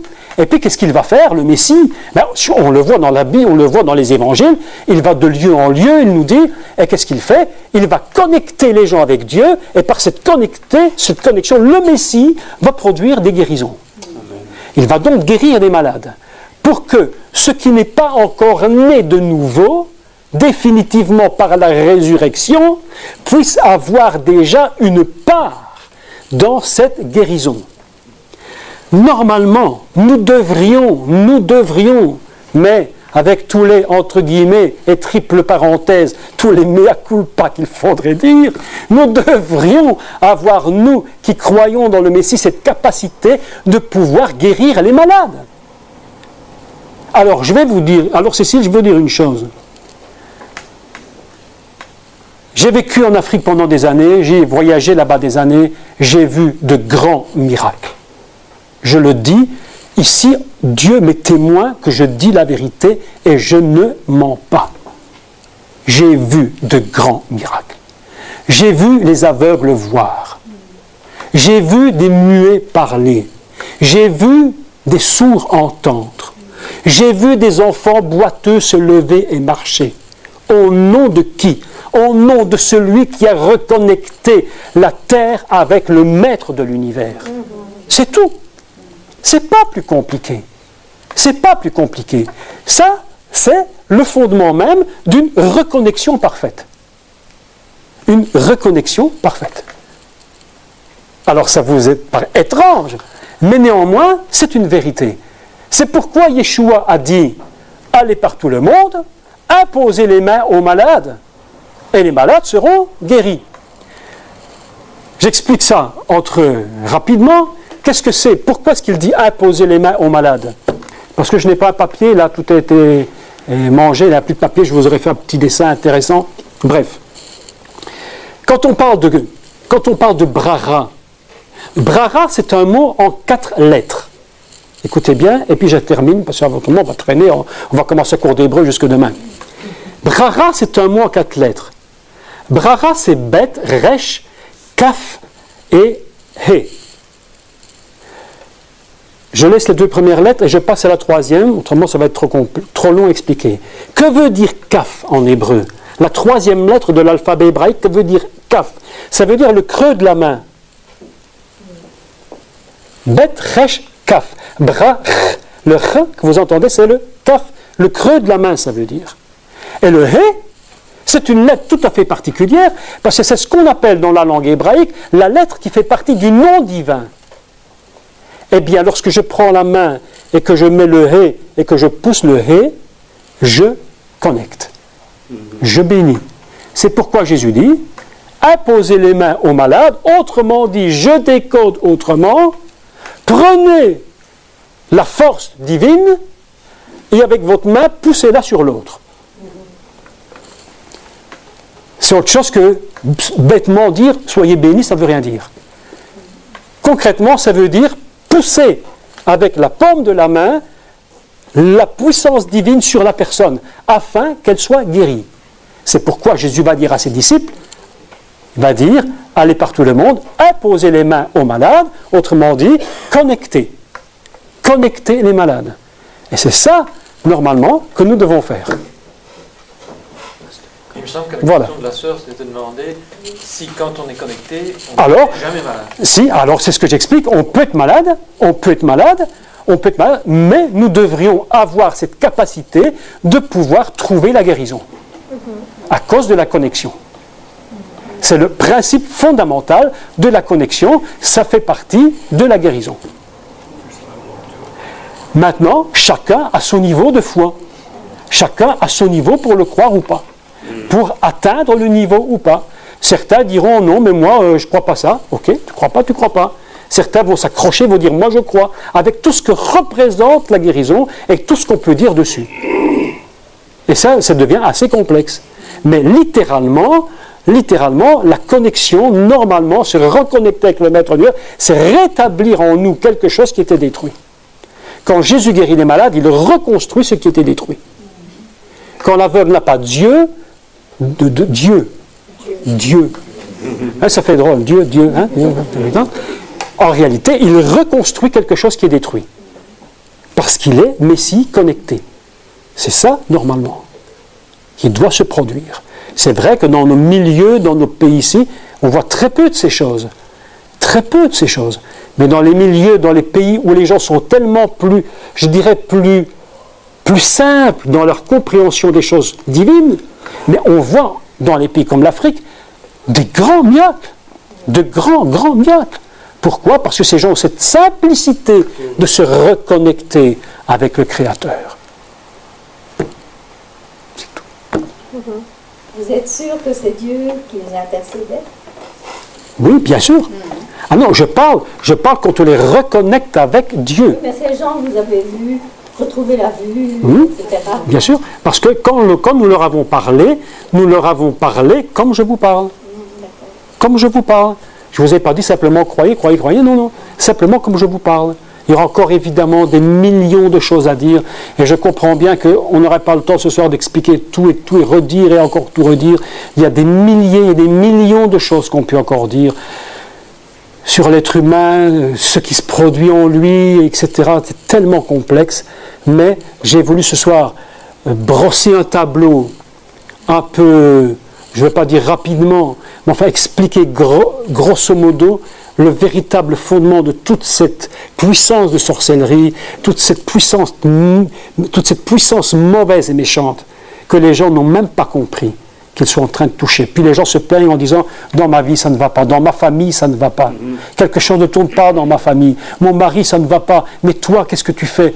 Peut-être tu ne fais rien, mais lui peut-être, et peut-être vous ne faites rien du tout de toutes ces choses, mais la déconnexion fait qu'à un moment donné quelque chose ne fonctionne plus. » Et reconnecter demande que malgré ça, il faut que chacun prenne conscience qu'il doit travailler à sa vie.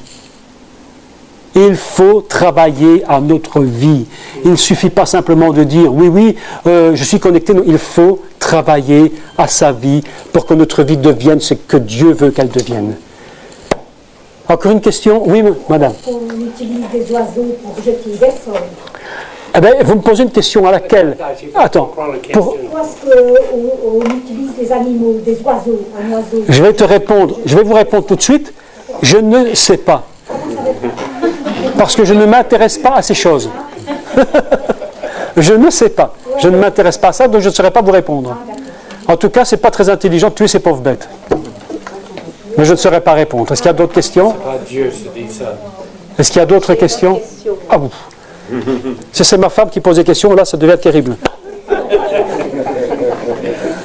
parce que souvent les gens disent, quand ils vont voir les voyants, les médiums et tout, ils disent, elle m'a dit des choses qui étaient vraies, qui s'avéraient vraies. Oui, ça c'est vrai. Oui, bien sûr. Vrai. Alors comment un voyant ou un médium peut savoir des choses comme ça sur ma vie? Oui, c'est tout à fait exact. C'est tout à fait possible. Maintenant, il y a plusieurs cas. Il y a les soi-disant voyants qui sont tellement subtils et intelligents, qui posent des questions suffisamment intelligemment pour comprendre ce qui se passe dans la vie des gens. D'autre part, il y a ceux qui sont réellement des gens qui connectent avec des esprits, avec l'esprit du diable, et ces gens-là sont capables d'avoir une partie de la connaissance. Mais ce n'est pas pour ça que ce n'est pas vrai. Mais attention, ils sont connectés à une source qui n'est pas la source, qui n'est pas la bonne source. Le diable, l'esprit auquel il est connecté peuvent avoir une part de la connaissance. Évidemment, ils peuvent avoir une part de la connaissance.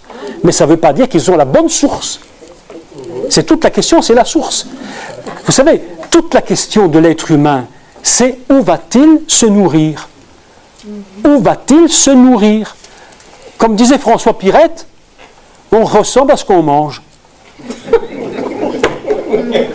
On ressemble à ce qu'on mange. Ah ben oui, tout dépend de ce que tu manges. Quelle est ta source? Et ça ne veut pas dire que tous ces voyants sont tous, écoutez-moi bien, hein, des charlatans en puissance. Il y a véritablement des gens qui ont un don et qui touchent les puissances de l'au-delà pour connaître une part de vérité, mais c'est la source qui les abreuve qui est dangereuse. Celui qui est connecté au maître de l'univers, à Dieu lui-même, au créateur de l'homme, il n'a pas besoin de savoir tout ce qui se passera demain, ce n'est pas son problème. Lui, il vit aujourd'hui dans la paix et la tranquillité. Parce qu'il sait qu'aujourd'hui, Dieu et lui, ils sont ensemble, connectés. Lorsque je suis... Moi, je vais vous dire une vérité. Moi, je n'ai pas peur de demain. J'ai pas peur. Je n'ai pas peur de demain. Pourquoi? Parce que je suis connecté avec le maître de l'univers, mon créateur. Si demain je me déconnecte, la peur va me saisir. Qu'est-ce qui va m'arriver? Qu'est-ce qui va m'arriver? Je vais essayer de trouver une solution, trouver une réponse à ma peur. Les gens cherchent parce qu'ils ont peur. Je parle de connexion. Aujourd'hui, la question c'est, est-ce que nous sommes connectés? Est-ce que nous sommes prêts dans la connexion à rebâtir, écoutez bien, rebâtir véritablement une vie? Parce que le monde a été créé sur le principe d'une maison. Le premier mot de la Bible qui est Bereshit, le beth en hébreu, ça veut dire maison. Le monde est construit comme une maison. Et lorsque nous nous reconnectons, ça ne veut pas dire que tout de suite tout est remis en place, mais ça veut dire que nous allons rebâtir à partir d'une autre source, et non plus à partir de la source diabolique. Oui? Une petite question. Une dernière. Oui. Merci. Petite dernière. Comment qualifiez-vous la fonction de psychologue aujourd'hui? Mais quoi? Les psychologues. Les psychologues, il y en a des bons, il y en a des faux, il y en a des mauvais. Hein. Moi, je ne suis pas contre, systématiquement.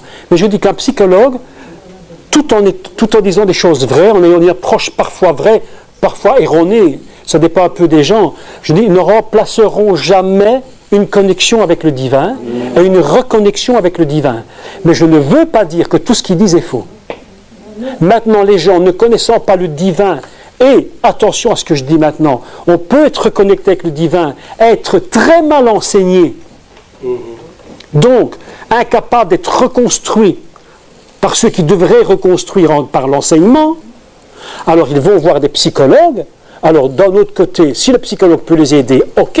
Là où ça devient très dangereux, c'est lorsque le psychologue dépasse les limites et qu'il fait une introspection incroyable dans le passé des gens, jusqu'au moment où les gens vont plutôt se détruire que de se construire. Je vais vous dire la vérité pour moi-même. Et on est tous ici dans le même cas. Tous. Depuis le roi Philippe au plus pire clochard que nous connaissons dans la misère plus noire, on est tous au même niveau. On a tous un passé, avec des souffrances, avec des difficultés. Et notre vie, comme je disais à la demoiselle tout à l'heure, notre vie, elle est faite avec ça. Et il faut faire avec ça. Dieu, lorsqu'il nous reconnecte avec lui, il ne fait pas de nous des amnésiques d'hier. Il ne tire pas notre passé. Il n'enlève pas notre mémoire, d'accord ? On se souvient du passé. Mais la différence, c'est lorsque nous sommes reconnectés avec le Créateur. Ce passé ne doit plus nous déranger. Il est passé, il est fini. C'est pourquoi il est écrit, et il le dit clairement, toutes choses anciennes sont passées, et tout recommence à nouveau, autrement dit reconnecté, reconstruit. Alors, si tu me poses la question des psychologues, je te dirais simplement, je ne sais pas si je vais le dire. Il vaut mieux un bon psychologue qu'un mauvais pasteur. Il vaut mieux un bon psychologue qu'un mauvais pasteur. Oui, je dis la vérité. Maintenant, je préfère un bon pasteur qu'un bon psychologue. Parce que si le pasteur est vraiment bon et qu'il connaît qui est vraiment le Seigneur, qui est vraiment Dieu, qu'il connaît les réalités divines qui vont te reconstruire, alors il va te connecter constamment avec lui. Et là, ta vie va changer littéralement. Et je n'ai pas dit que ça allait changer sur 2 jours. Ça peut prendre parfois des mois. Ça peut prendre parfois même des années. Mais n'oublie jamais que tu es connecté avec celui qui t'a créé. Et c'est ça l'essentiel. Maintenant, si tu connais un bon pasteur, n'aie pas peur. Mais s'il est très mauvais, va voir ailleurs. Viens me voir. De toute façon, c'est gratuit. Ok. Est-ce que tu parlais de, quand je t'ai posé la question pour les voyants qui voient les choses, tu as parlé de don. Tu as dit qu'ils ont un don. Oui, oui. Alors, ma question, c'est que ces gens-là, s'ils se reconnectent avec leur Créateur, ce don, c'est un don que Dieu leur a donné, et ils l'utilisent pour le mal. Est-ce qu'après, par la suite, ils peuvent l'utiliser? Parce qu'il y a des gens qui voient les choses, qui ressentent, qui peuvent, mais ils l'utilisent dans le mal. Oui, c'est-à-dire que le diable, écoutez, le diable n'utilise que ce que Dieu nous a donné. Il n'a rien inventé. Le diable n'est pas un créateur. Le diable n'est qu'un utilisateur, usurpateur. Il va usurper les dons que Dieu peut mettre dans les hommes. Si nous avions seulement la connaissance minimale, archi-minimale du minimal de ce que l'esprit de l'homme est capable de faire, nous serions bien surpris. Mais le fait est que le diable est un utilisateur de ce que Dieu met en l'homme. Et lorsqu'il utilise ce que Dieu a mis dans l'homme, il va l'utiliser et le prendre pour lui. Le jour où tu vas quitter cette connexion, tu vas devoir te séparer. C'est parfois là que se posent quelques problèmes dans la séparation, parce que les gens continuent parfois d'avoir les instincts, je dirais, les réflexes de ce qu'ils faisaient avant, alors qu'ils veulent le faire maintenant avec Dieu. Donc il faudra bien que ceux qui les enseignent leur expliquent qu'est-ce que vraiment une déconnexion totale et une reconnexion totale avec le Créateur de l'univers. Ce n'est pas du tout la même chose. Mais le diable n'est qu'un utilisateur, pas un créateur. Le diable n'a rien créé. Hein. S'il te fait croire qu'il t'a créé, il est menteur encore plus. Il ne t'a pas créé. Hein. Même Hitler, même Staline n'a pas été créé par le diable. Mais il a utilisé ces gens. Il les a utilisés. Merci à tous. Et bon, oui. Pourquoi vous parlez de connexion totale ou partielle? Est-ce que, plutôt totale, il existe une connexion partielle? Mais bien sûr. Mais oui. Mais bien sûr, il y a des gens qui se connectent, qui se déconnectent. Il y a des gens qui croient que Dieu est un Dieu, qui sont connectés avec lui. Et puis à côté de ça, ils continuent de faire des œuvres mauvaises. Et ils jouent avec le diable. C'est-à-dire qu'ils jouent un pied à l'autre. C'est ce qu'il est écrit dans la Torah. Il dit, pourquoi tu marches à cloche-pied? Dieu parlait à Israël et dit à Israël, mais pourquoi tu marches à cloche-pied? Un jour avec moi, un jour sans moi, un jour avec moi, un jour sans moi, connexion partielle. Tu ne peux pas. J'ai fait un enseignement qui est sur Internet, d'ailleurs tu pourras écouter, où je dis, tu ne peux pas dire au diable, laisse-moi tranquille, quand tous les matins tu te lèves et tu lui serres la main.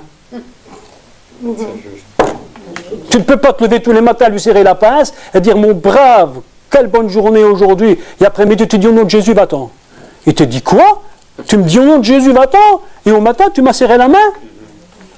Connexion partielle. Last one. Je n'ai entendu qu'une petite partie et je voulais savoir pourquoi tout cela n'est pas enseigné dans les églises. Je disais tantôt, il vaut mieux un bon psychologue qu'un mauvais pasteur.